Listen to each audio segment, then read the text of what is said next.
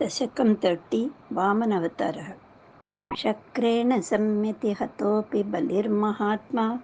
शुक्रेण जीविततनुक्रतुवर्धितोष्मा विक्रान्तिमान् भयनिलीनसुरां त्रिलोकीं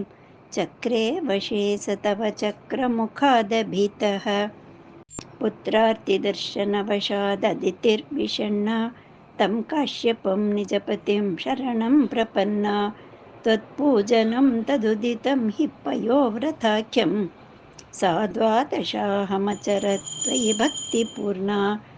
तस्यावधौ त्वयि निलीनमतेरमुष्याः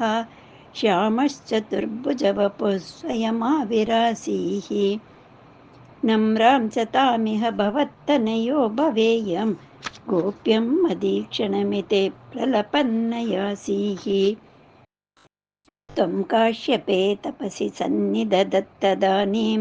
प्राप्तोऽसि गर्भमदिते प्रणुतो विधात्रा प्रासूत च प्रकटवैष्णवदिव्यरूपं सा द्वादशी श्रवणपुण्यदिने भवन्तं सर्वत्र गोविन्दनामसङ्कीर्तनं गोविन्द गोविन्द वामनावतारम् पुण्याश्रमं तमभिवर्षति पुष्पवर्षैः हर्षाकुले सुरगणे कृततूर्यघोषे बद्ध्वाञ्जलिं जय जयेति नुतः पितृभ्यां त्वं तत्क्षणे पटुतमं वटुरूपमाधाः तावत् प्रजापतिमुखैरुपनीयमौञ्जी दण्डाजिनाक्षवलयादिभिरर्च्यमानः देदीप्यमानवपुरीशकृताग्निकार्यः त्वं प्रास्थिता बलिगृहं प्रकृताश्वमेधं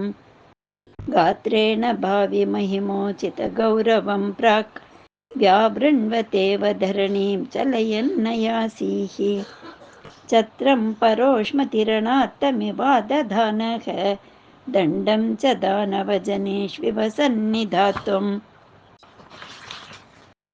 तां नर्मदोत्तरतटे हयमेधशालाम् आसे दुषित्वयि रुचा तव रुद्धनेत्रैः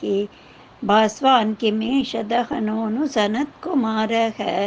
योगीनुकोयमिति शुक्रमुखैष शङ्के आनीतमाशु भृगुभिर्महसाभिभूतैः त्वां रम्यरूपमसुरपुलकावृताङ्गः भक्त्या समेत्य सुकृती परिणिज्य पादौ दत्तोऽयमन्वधृतमूर्धनि तीर्थतीर्थं प्रह्लादवंशजतया क्रतुभिर्द्विजेषु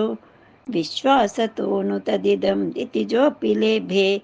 यत्ते पदाम्बुगिरीशस्य शिरोभिलाल्यं